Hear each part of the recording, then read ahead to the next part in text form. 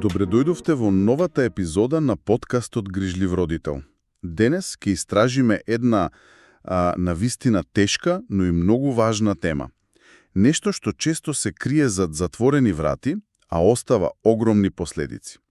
Ќе зборуваме за еден тивок, но, како да кажам, длабок феномен чувството на целосна исцрпеност кај многу возрастни кои пораснале со родител алкохоличар.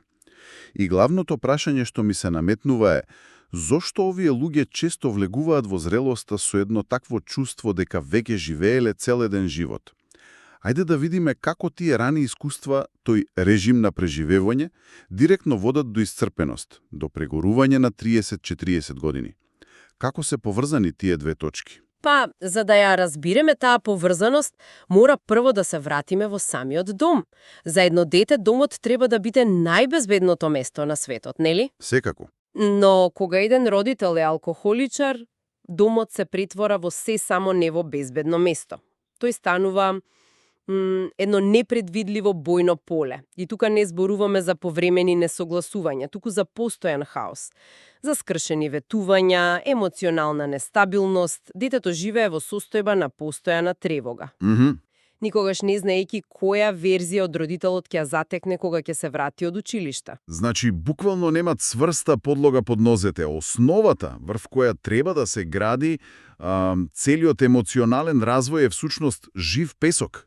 И ова, предпоставувам, не е некој редок изолиран случај. Воопшто не. Статистиките се шокантни. Речи си, 1 од 5 возрастни во САД пораснал во таква средина.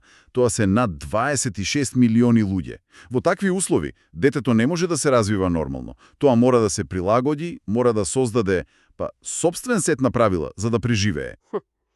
Тоа звучи како прирачник за војник. Токму така. И тој прирачник брутално едноставен. Се сведува на 3 непишани запомеди. Не зборувај, не верувај, не чувствувај. Не зборувај е првото правило. Семејната тајна мора да се чува по секоја цена. Детето учи да лаже, да се крие, да не кани другари дома. Не верувај е второто. Кога родителот постојано ветува дека ќе се смени, дека ќе дојде на надприварот, дека нема повеќе да пие, а потоа го крши ветувањето, Секој пат. Детето учи дека на зборовите едноставно не може да им се верува. И третото, можеби најразорното, не чувствувај. Тоа ми звучи најстрашно. Како може едно дете да не чувствува? Па тоа е механизам за самозаштита. Кога чувствата како тага, страф или лутина предизвикуваат уште поголем хаос или можеби казна. Да. Детето учи дека е поопасно да ги покаже, отколку да ги потисне. Учи дека неговите потреби не се важни, дека неговите чувства се погрешни или претерани. И така почнува да ги закопува длабоко во себе. Секој од овие заповеди е штит, но штит што подоцна во животот станува тежок кафес. Тоа е толку тешка помисла. Дете кое мора да се грижи за родителот, кој треба да се грижи за него. Целиот универзум е превртен наопако. Доаѓа до целосно извртување на улогите. Во психологијата има термин за ова, нели? Да, се вика парентификација. Парентификација? Звучи комплицирано, но идејата е едноставна и застрашувачка. Кога родителот се однесува како дете, детето е принудено да стане родител. И не зборуваме само за помагање во домашните работи, да се разбереме. Не, секако. Зборуваме за 7-годишно дете кое се грижи за помалиот брат или сестра, кое го крие алкохолот, кое го легнува пијаниот родител во кревет. И го чисти нередот по него. Точно тоа. Тоа дете станува емоционален старател, го теши родителот, посредува во караници, ја презема одговорноста за одржување на некаков привид на мир. И со тоа, детството едноставно исчезнува. Нема време за игра, за безгрижност, за правење грешки. Секој момент е потрошен на преживување, на менаџирање на кризата. Точно. Има една многу моќна идеја во врска со ова што вели. Многу возрастни деца на алкохоличари до доцните тинеџерски раните 20-ти години се веќе прегорени. Прегорени? Да. Уморни од тоа што биле возрастни во првите 20 години од својот живот. Тие го прескокнале детството. Нивната прва работа со полно работно време била да бидат возрастни. Затоа, кога конечно ќе влезат во вистинскиот свет на возрастните, тие веќе се чувствуваат исцрпено, како ветерани од долга исцрпувачка војна. Веројатно е како нека тоа што ти го спасува животот како дете, може да ти го уништи како возрасен. Тој прирачник за преживување што го спомнавме, како изгледа кога ќе го однесеш со себе во канцеларија или во врска на 30 години. Токму тука е парадоксот. Тие вештини стануваат товар. Она што било адаптивно во хаотичен дом, станува целосно нефункционално во нормалниот свет. Да, И важно е да се разбере дека ова не се дефекти на карактерот. тоа е клучно. Ова се длабоко вкоренети одговори на траума. Тие се всушност доказ за неверојатната издржливост на тоа дете, но последиците се огромни. Ајде да почнеме од односите со другите. Една од најчестите карактеристики, читам, е страфот од авторитети. Од каде доаѓа тоа? Па доаѓа од првото и најважно искуство со авторитет, родителот. Ако таа фигура била непредвидлива, застрашувачка, некој што може да те повреди во секој момент. Тој модел се пренесува на сите други авторитети во животот. Шефот, професорот, дури и обичен службеник може да предизвика ирационален страф. Затоа што првиот шеф во животот бил диктатор. Токму така. И предпоставувам дека тоа е поврзано со постојаното барање одобрување од другите. Ако не можеш да се спротиставиш на авторитетот, тогаш мораш да му угодуваш за да преживееш. Апсолутно.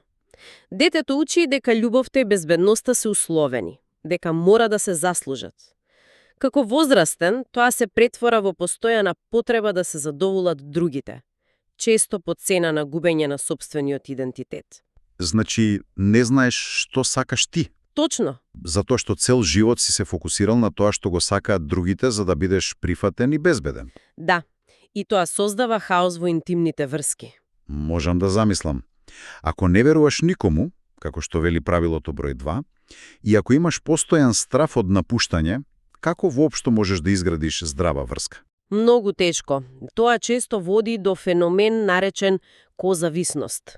Бидејќи во детството биле спасители, тие несвесно бараат партнери кои треба да бидат поправени или спасени. Аха, тоа им е познат терен. Токмо. Ги привлекуваат хаотични, недостапни или зависни личности, бидејќи тоа е улога што знаат да ја играат. Мешаат со жалување и грижа со вистинска љубов. И поврзано со ова е и поставувањето граници. Чекај, да застанеме тука за момент.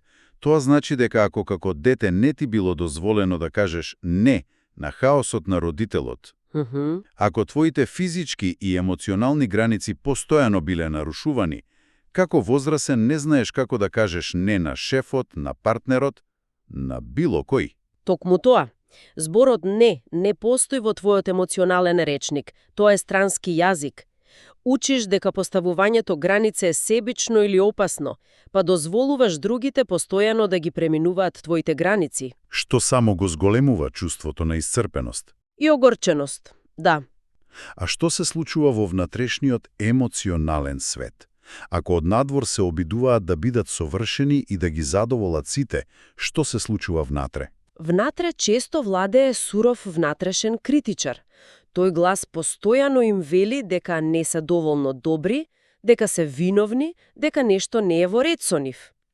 Ниската самодоверба е речиси универзална. Анксиозноста е постојан придружник, бидејќи телото се уште е во режим на бори се или бегај од детството. Депресијата е исто така честа, бидејќи кога со години ги поттиснуваш емоциите, на крајот ја поттиснуваш и животната енергија. Тоа го објаснува и однесувањето. Например, работохолизмот. Тоа не е само амбиција, туку нешто подлабоко, така? Да, тоа е совршено бегство. Работохолизмот или било кое друго компулзивно однесување е начин да се избегне соочување со внатрешната болка. Ако си постојано зафатен, немаш време да чувствуваш. Точно. Исто така, успехот на работа дава надворешна валидација која толку многу недостасувала. Но тоа никогаш не е доволно. И покрај сите успеси, внатре останува чувството на празнина и осаменост. Тоа објаснува зошто некој може да биде успешен, обкружен со луѓе, а сепак да се чувствува длабоко и суштински сам. Бидејќи во детството, во најважната заедница, семејството, бил аутсайдер во сопствениот дом. Токму така. Тие се чувствуваат поинакви. Уште од мали нозе научиле дека не можат да се релаксираат, да бидат спонтани, да се забавуваат. Дури и како возрастни, често чувствуваат вина кога се обидуваат да уживаат. Како да не го заслужуваат тоа. Да.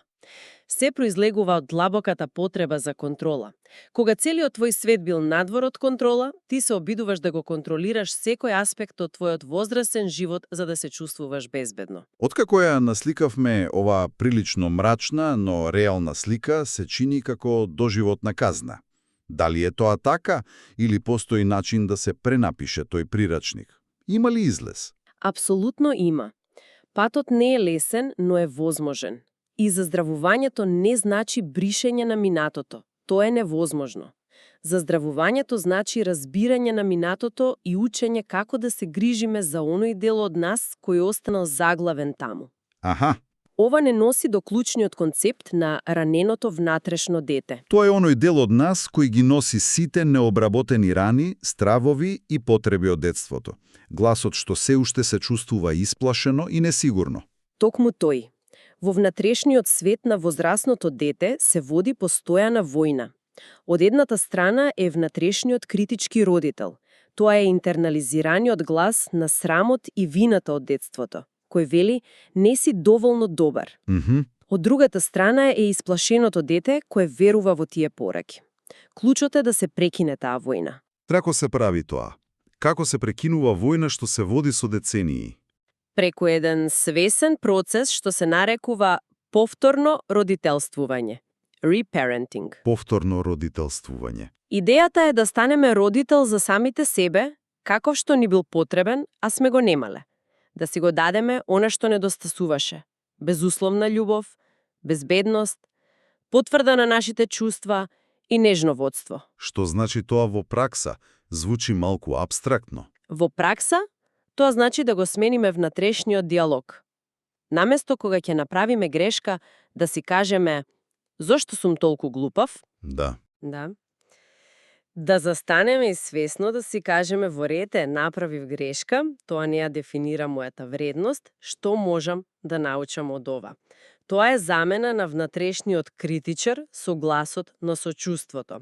Целта е да се развие трет глас, родителот што сака, или здравиот возрасен.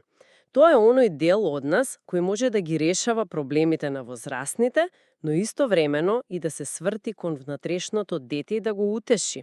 Да му каже, гледам дека си исплашен поради ова ситуација, но јас сум тука, јас ке се погрижам, безбеден си. Значи, да ги поврземе сите точки за крај. Хаотичното детство создава дете војник, принудено да ги потисне своите потреби и да стане возрасен предвремено. Тоа дете расте во возрасен кој е длабоко исцрпен, бидејќи детството му било работа, а не игра. И сите тие особини кои ги развил претераната одговорност, потребата за контрола стравот не се знак на слабост. Напротив, тие се доказ за неговата неверојатна издржливост и вештините што му биле потребни за воопшто да преживее. Токму така. И ова не доведува до една важна завршна мисла. Процесот на заздравување често започнува со промена на прашањето што си го поставуваме. Аха. Наместо да се прашуваме што не е во ред со мене, може би вистинското прашање за заздравување е што му се случило на она дете во мене. Што би се сменило ако почнеме да се однесуваме кон тој внатрешен дел, не како кон проблем што треба да се поправи, туку како кон преживеен од војна на кој конечно, после толку години, му е потребна нежна грижа и длабоко разбирање.